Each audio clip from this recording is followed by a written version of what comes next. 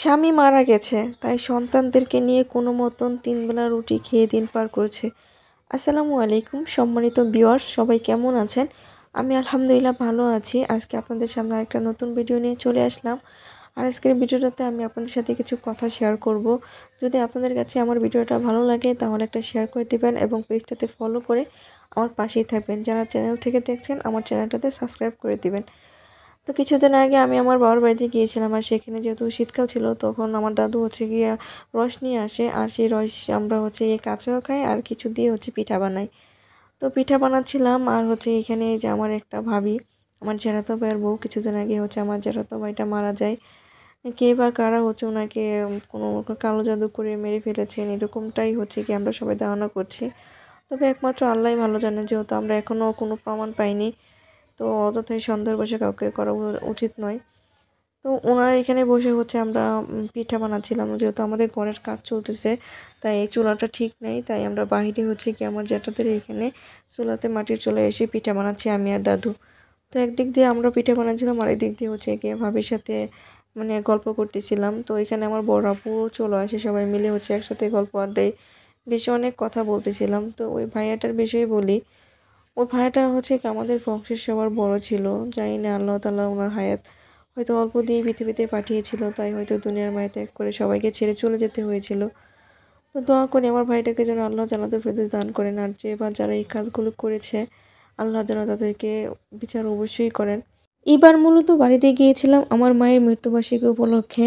আমার মা মারা গেছে প্রায় 12 বছর হয়ে গেছে। বিশ্বাস করেন এখনও মনে হয় না। বাড়িতে গেলে মনে হয় মা যেন কোথাও দূরে আছে, আবার দূরে থাকলে মনে হয় মা যেন বাড়িতেই আছে। আমার মায়ের অনেক ইচ্ছা ছিল 5 জামাইকে নিয়ে, 5 মেয়েকে নিয়ে, নাতিদেরকে নিয়ে অনেক আনন্দ করবে, কিন্তু আমার মায়ের সে আর ভাগ্য হয়নি। আল্লাহর ডাকে সাড়া দিয়ে চলে যেতে হলো। আজকে বাড়ি ভর্তি মেহমান, সবাই আছে কিন্তু আমার মা নেই। পুরো বাড়িটাই এখন ফাঁকা ফাঁকা লাগে, সেজন্য আর আগের মতো যাই না, কারণ বাড়িতে গেলেই মার কথা মনে পড়ে, তখন খুব খারাপ লাগে। সেজন্য আর তেমন একটা যাওয়া হয় না। আমরা বোনেরা কেউ তেমন একটা যাই না, খুব কম যাওয়া হয়। এখানে দেখেন, যেখানে আমার মা বেঁচে থাকলে জামাইদেরকে বেড়ে বেড়ে সবাইকে খাওয়াতো, আর সেখানে জামাইরা কি ওনার মৃত্যুবার্ষিকী উপলক্ষে খাবার বেড়ে সবাইকে খাওয়াচ্ছে। কি অদ্ভুত, তাই না? তো যে কথা সেই কাজ, রাত্রিবেলা গিয়ে সবাইকে একটা করে প্যাকেট করে দিয়ে দেওয়া হচ্ছে। গতবার সবাইকে প্লেটে করে খাবার দেওয়া হয়, যার কারণে অনেক খাবার মানুষ নষ্ট করে। সেজন্য এবার আমার আব্বু এবং আমার মা ভাইয়েরা সবাই মিলে গিয়ে বুদ্ধি করে যে এবার প্যাকেট করে দিবে। তো প্যাকেট করে দেওয়াতেই বেশি ভালো হয়েছে। তো এবার একটু অসুবিধা হয়েছে, কারণ গ্রামের মানুষ তো, গ্রামের মানুষ আর শহরের মানুষ নেই। মানুষকে কখনো না আপনি খাওয়া দাওয়া করিয়ে সন্তুষ্ট করতে পারবেন না। ওদেরকে আপনি যতই দিবেন ততই ওরা চাইবে। তো এখানে গিয়ে সবাইকে খাবার দাবার দেওয়া হয়, মাশাআল্লাহ খুব ভালোভাবেই অনুষ্ঠানটি সম্পূর্ণ হয়। খাবার সবাই তৃপ্তি নিয়ে খেয়েছে। সকালবেলা গিয়ে বড় আপুর সাথে বাগানে চলে আসি। আমাদের বাগানে আপুর নাকি কিছু লাকড়ির প্রয়োজন ছিল, সেজন্য বাগানে এসে আপুর কিছু পাতা কুড়িয়ে দিচ্ছিলাম। আর এখানে বড় ভাই আর আমার ছোট বোন গিয়ে গাছ কাটতেছিল। এগুলো ছিঁড়ে তারপরে গাড়িতে করে নিয়ে যাবে। আর রাত্রিবেলাতে ওরা বারবিকিউ পার্টির আয়োজন করেছিল।